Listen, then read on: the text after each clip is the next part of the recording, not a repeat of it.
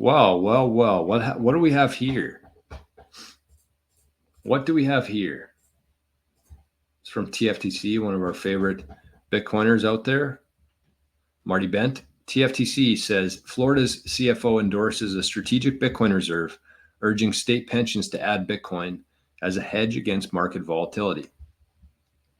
So I just want to read a couple different paragraphs from this. It's 2 pages long. I'm not going to read the whole thing, but there are some important parts in this. Oh, what's this? Oh, we got a meeting in half an hour. All right. Well, okay. That's okay. Half an hour is okay. Thank God for this phone.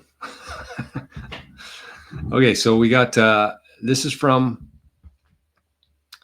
Jimmy Patronis. I can't see what that is. The CFO of Florida, state of Florida. Jimmy Patronis. To Chris Spencer, the executive director, Florida State Board Administrative. Okay, so this is what it says.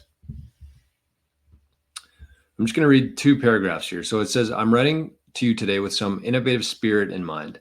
In a recent speech at the Bitcoin 2024 convention, President Donald Trump proposed the idea of a national stockpile of cryptocurrency, vowing to make the US the world's cryptocurrency leader. This comes as the Communist Party of China makes inroads every day into the crypto world to grab control over this emerging currency. Trump said he would establish a crypto presidential advisory council and create a national stockpile of Bitcoin using cryptocurrency the US government currently holds, mostly seized in law enforcement actions. I believe this forethought and innovative thinking from a successful businessman like President Trump must not be taken for granted. So then he says a few other things, but this is what I want to share from page 2. Bitcoin is often called digital gold, and it could help diversify the state's portfolio and provide a secure hedge against the volatility of other major asset classes. The State Board of Administration maintains a Florida Growth Fund that allows for more innovative and emerging investments, and a digital currency investment pilot program could be a perfect fit, offering potential benefits that we cannot afford to overlook. Then he talks about the 2 other states, Wisconsin and Michigan, have seen it wise to invest a small portion of their state pension funds into Bitcoin.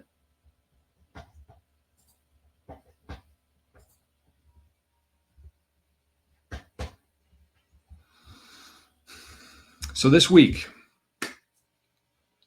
alone, it's Wednesday only today.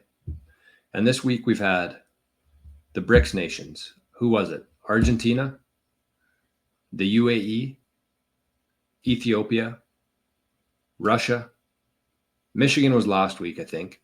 Or maybe it was Pennsylvania last week. Anyways. And now we have Florida's CFO talking about Bitcoin.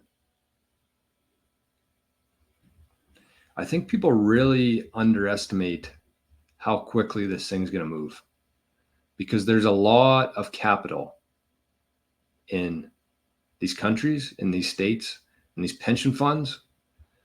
And when everybody wants 1 or 2% or 5% or 10% of Bitcoin, there's not going to be a whole lot left to buy. And if you can buy some, it's going to cost you a lot.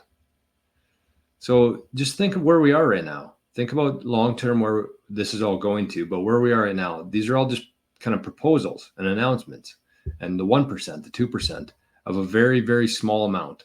But when this starts growing, there's only so much Bitcoin available. There's never been an asset like Bitcoin before with a truly fixed supply.